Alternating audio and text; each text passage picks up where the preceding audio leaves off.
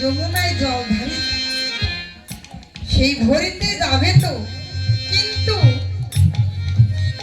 রন্ধনশালায় সেই রন্ধনশালে তার কলসি ভরা জল, কেমন করে জল ভরিতে যাবে বাবা?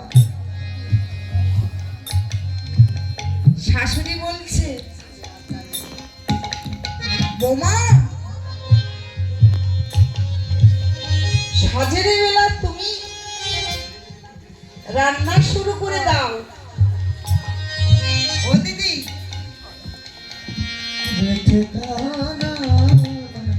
এদিকে রাধারানী আমার সেই কৃষ্ণ দর্শন করিতে যাবে।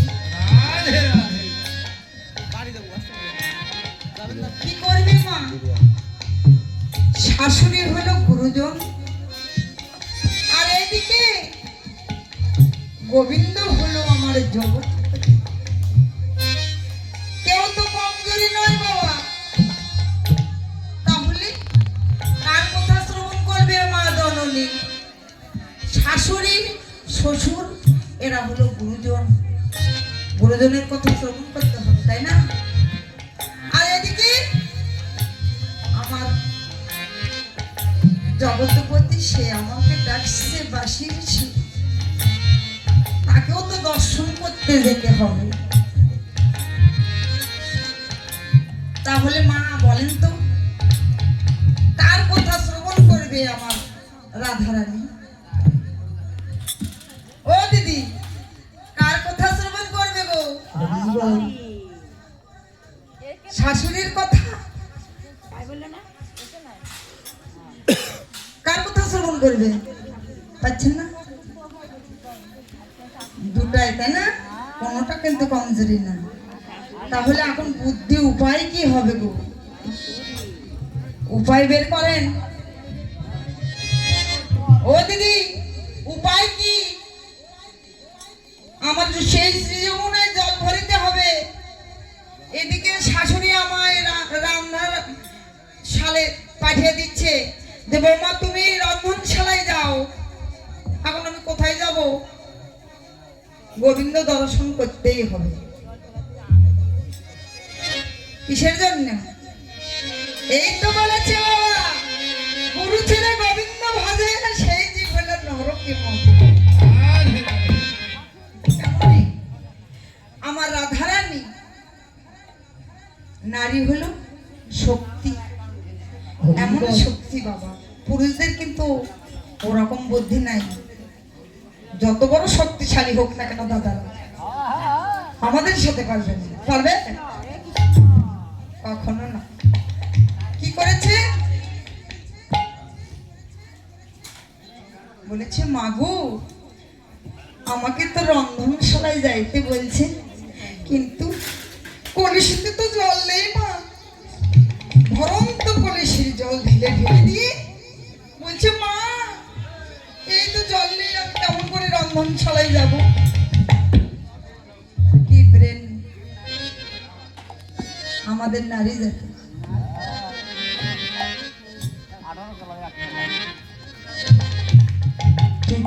একতলাই হোক, একতলাই ভালো, এক নয়নে ভালো, কিন্তু হাজারো নয়নে ভালো না। তো কি করেছে? বোমা তুমি তাড়াতাড়ি যাও। তখন রাধারানী আমার গুরুর কথাও মান্য হচ্ছে না বাবা। শাশুড়ির মন বজায় রেখে সে কি করেছে? গাগুরি লয়ে চলছে গোবিন্দ দর্শন করতে।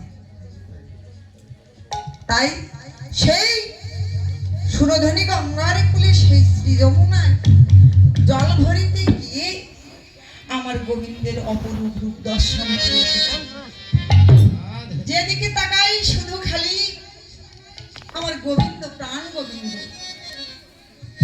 যদি সে চলে তার পিছে পিছে আমার গোবিন্দ চলছে গো, কিন্তু চোখ ফিরাইয়া দেখে নেই,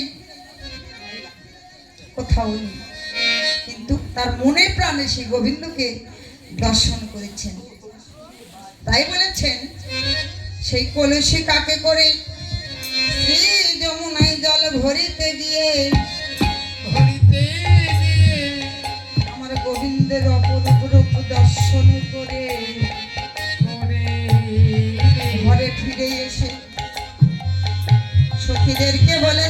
সখীরে সখীরে ওই আমার মরম সখী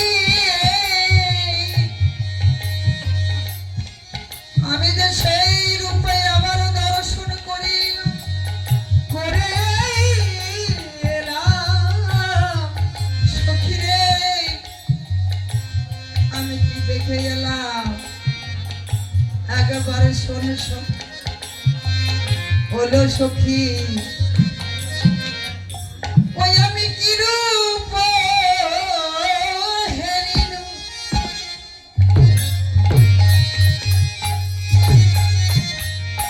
ওই কালিন্দি কুলে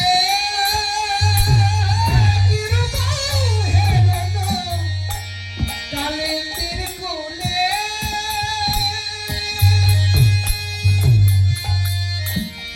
অতি অপরূপ এই কদমের মূলে আবার অতি অপরূপ কদম্ব মূলে ওরে সখী আমি এই এখনই দেখে এলাম সখী এখনি দেখে এলাম ও সখী রে আমি এই এখনই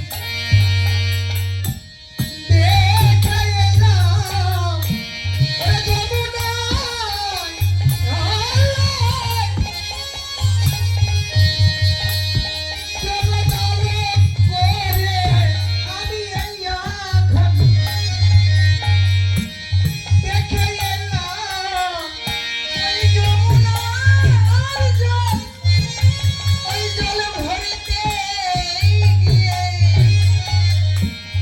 আমি এখনি দেখে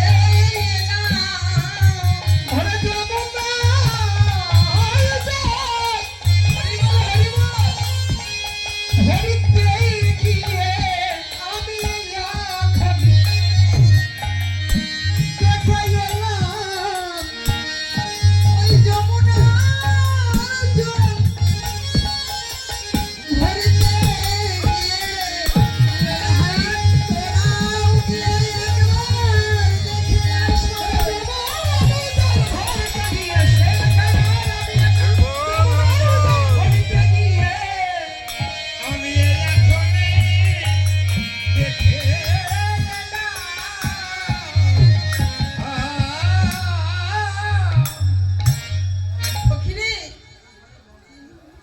আমি শ্রী যমুনায় জল ভরিতে গিয়ে দেখে এলাম যদি আমার কথা বিশ্বাস না হয় তাহলে তোরাই একবার গিয়ে দেখে আয় দেখবি কেলি কদম মেরে মূলে এই ভঙ্গি মঙ্গিমি আমার দাঁড়িয়ে আছে হেলিনি দিয়ে দাঁড়িয়ে আছে কোথায় এবং সে হাতে কি বাঁশি লইয়ে সে দাঁড়িয়ে আছে কদম বৃক্ষে মূলে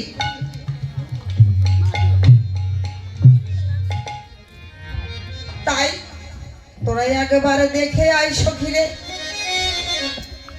এমন উপর আমি আগে কখনো দেখি না ওরে সখীরে তোরাই একেবারে কৃপা করে দয়া করে একবারে যাস না গো আমার ওই গোবিন্দ রূপের মাঝে আরো কি দেখলাম সখীরে তোরা আর একবার শোনে শোন আরে বিকজ সরজ মিলিত বধূ বিকজ সরজ মিলিত বধূ আরে মেঘের গরজে অমিয় বধূ মেঘের গরজে অমিয় বধূ যাতে কমলে মিশে